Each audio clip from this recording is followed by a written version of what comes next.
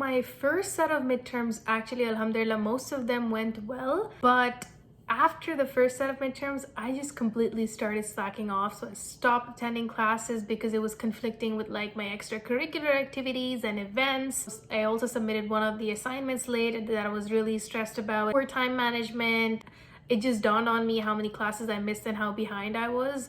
And like final exams are in less than 2 weeks. So I'm kind of completely freaking out, but I'm just gonna let you guys know what extracurricular activities I'm involved in and what are some of the other things that I'm doing out of my academics that have interfered with them. So I'm part of 3 committees on campus this year, maybe a 4th one that I've applied to as well. But the first one is the UTSC Campus Council, which is essentially a whole council comprising of higher UTSC administration and staff. So we are exposed to the yearly budget and where it is being spent and all of the cool developmental projects that are happening on campus in terms of new buildings and new facilities and new resources and student services.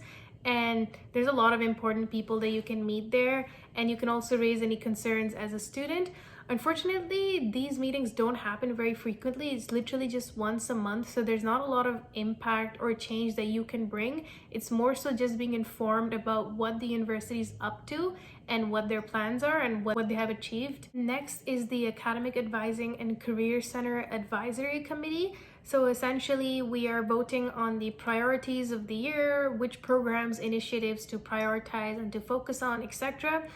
I have multiple roles. One of them is to increase awareness of the amazing programs that already exist in the AA&CC, because there's just so many amazing initiatives and resources that they have that students are just not informed about. Like, I'm in my 4th year and there's just so many things that they're doing that I do not know about. So not only am I telling them and raising concerns that students have and what would be beneficial to implement as a program or as an initiative, but I'm also taking their resources and trying to make students more aware of it. One of the priorities for the year is increasing student retention, and essentially you want to help students stay in university and not drop out and keep their GPA high.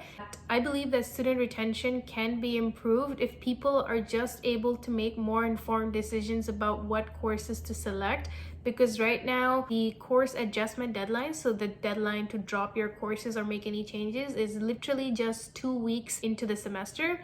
So the first week nothing happens, and in the second week that's not enough information about the content to make a decision on whether or not you should drop the course. And so essentially what I'm trying to do is to have something like a Rate My Course website, so that students are able to review courses, so that it'll be instrumental in their decision making about what course to pick or not.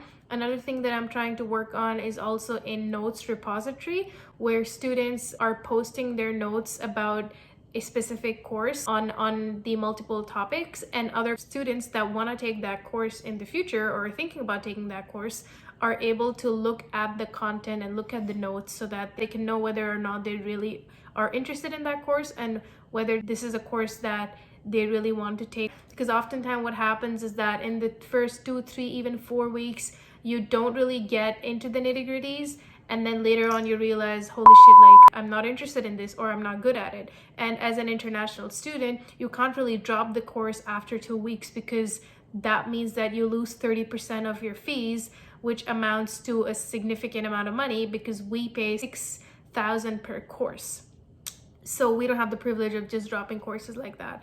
So having some sort of resource that is able to allow us to make more informed decisions about courses will really help with the student retention. Interestingly, course evaluations were also public like 10-15 years ago, so that students could know what past students feel like on a specific course. But right now it's not public, so I'm trying to make that public as well.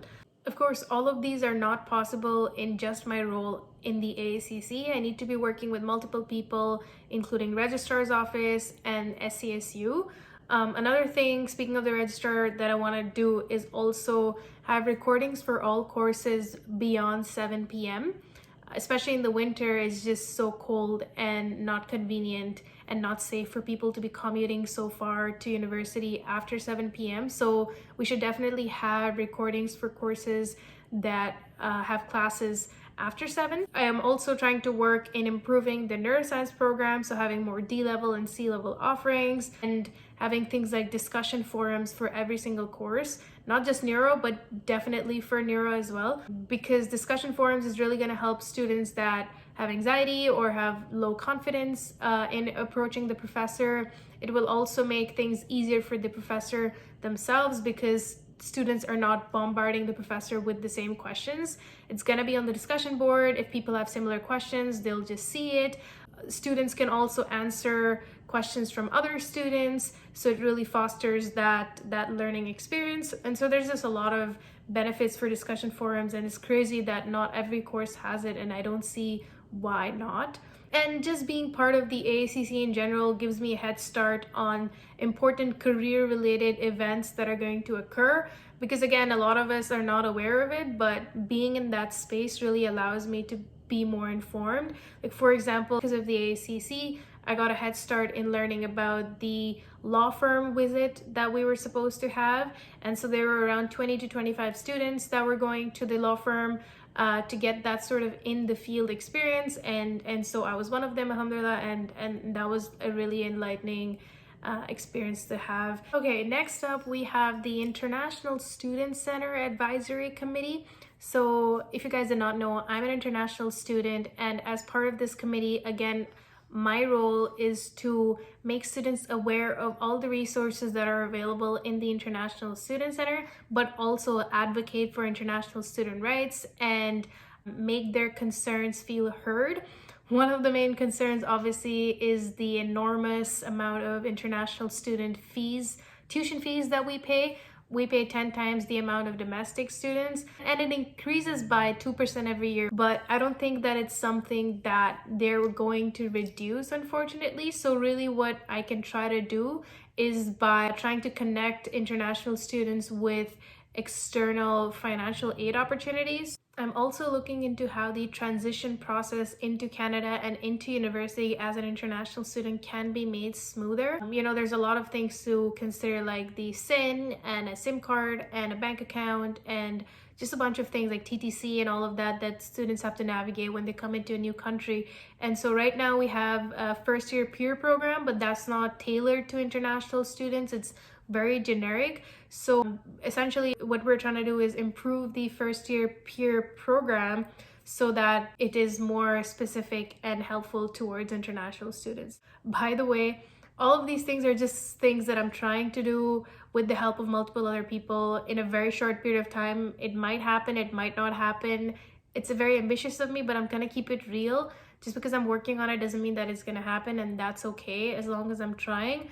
But I just want to let you guys know that it's not like I'm doing so many things and I'm actually achieving output. Like, no, it's just input, but that doesn't mean that I've achieved any of it or that I might even achieve it during my period at UTSC. Maybe somebody else will have to carry that over, right? But as long as I'm able to initiate these ideas, advocate for them, make these concerns heard, then hopefully this is something that might happen later on and I'm able to leave a legacy or something, like, oh yeah, it was that girl who raised this topic and that's why we're here today. So that's what I'm hoping for, inshallah. The fourth committee that I'm not part of yet, but I should be, hopefully, inshallah, that I've applied to is the Mental Health Advisory Group. Again, to do with mental health services on campus, how to improve them, what are the concerns that students have in regards to mental health and all of that. So those are the committees that I'm a part of, and I'm not even nearly done. Let's get into clubs. So I am part of the UTSC MSA, so Muslim Students Association, and I am the social media manager. As part of the social media manager, I'm responsible for promoting events, posting them, posting on the stories, etc. Obviously, I'm not just satisfied with just being social media. I want to help in all regards wherever I can make change. So I try to do my best to get involved in advocacy related things as well as administrative things and events, etc. For example, I worked on the Palestine statement. That was like huge. We collaborated with like what, 17, 18 different clubs, working on the merch design for the general Muslim community and also for the execs, and things like, you know, more halal food options and prayer rooms on campus, etc. We're working on the orphan sponsorship month happening in January. So a bunch of things, but the biggest thing that we did was Charity Week. So Charity Week essentially is a global initiative where multiple countries across the world unite to raise funds for charity, and these funds will be given towards emergency aid and developmental projects in distressed regions around the world. So this year all the countries united and we raised around 2.7 million Canadian dollars. No, I think it was British pounds. Now obviously I'm not part of that enormous project. I'm just part of the UTSC MSA that helped contribute to that amount. And the UTSC MSA, alhamdulillah, we raised 32,000, and then Ontario as a whole raised around 200,000, and then I think Canada as a whole raised 450,000 of the 2.7 million. But it's the small contributions that ripple effect, you know, that really go and count. So alhamdulillah. So in preparation of Charity Week, we actually collaborated with 6 other clubs and we had events for like 2 weeks non-stop, and it was an insane level of coordination and planning and outreach and promotion, which was like super intense and was amidst like midterm season. Our biggest event as part of Charity Week was the Charity Week auction dinner. Essentially, you're just auctioning multiple different items, and so we had over 20 items that were being auctioned, and I was responsible for organizing and coordinating all of the auction items in the MSA and also throughout the other 5 clubs, and making sure that they're there on time, that we're even having items, what do we bid it for, where is the item, who is the sponsor, etc. So all of that outreach took a significant amount of time, and I was also helping with making the drinks. So I actually made Ruafza lemonade for like, I don't know, 200 people or something. It was a lot of effort, and I was wearing heels, so that was just a bad idea. Speaking of heels, I was also helping to take the auction items from one place to the stage on heels, so that was also effortful. As part of Charity Week, we were also competing against each other, in the sense that we were trying to crowdfund as much money as possible, and whoever as an individual raised the most amount of money through their own resources, through their friends and families, etc., they would win an award as well. So I think in the MSA we have like 30 directors, and I think maybe across the other 5 clubs maybe you have another 50. I'm not honestly sure, but essentially we all were doing our best to individually raise funds, and my idea was to sell chai because that's what I'm good at. And so I think I sold chai around 4 different events. So it was soul food, 2 jumas, and dawa tabling. And just in these 4 events or 4 days, alhamdulillah, I was able to raise $1,217, alhamdulillah, which is insane. And that only happened because some people were just so generous. There was this one person that legit donated $200 in one go, and I was just selling the chai for $5. So it was like insane for me. A lot of like time and energy and effort went into the chai tabling, again around midterm and assignments and quizzes. So I'm really glad that Allah subhanahu wa ta'ala, he put barakah in that, and now I'm popular for my chai. And I forgot to mention, but I did not win first place in the crowdfunding competition, but I did come second place, only second to our president Hunain. He raised 1,400, so I was only $200 behind him, but I was one of the winners. I was also doing a couple of tablings, selling like kafiyas and food and things like that. So I was one of the people organizing the Scavenger Hunt, again, just to kind of hype Charity Week. So there were essentially plushies that I was placing around campus along with the president, and we were making people guess where the plushie was, and they had to go collect it, and whoever collects the most amount of plushies gets a free ticket to the auction dinner. And obviously there was just this one person that was super passionate that was getting like all of the plushies. So that was another thing that I was working on, because I had to like go across different places on campus and then think about like where exactly to place it. And so basically a lot of coordination and effort and time and energy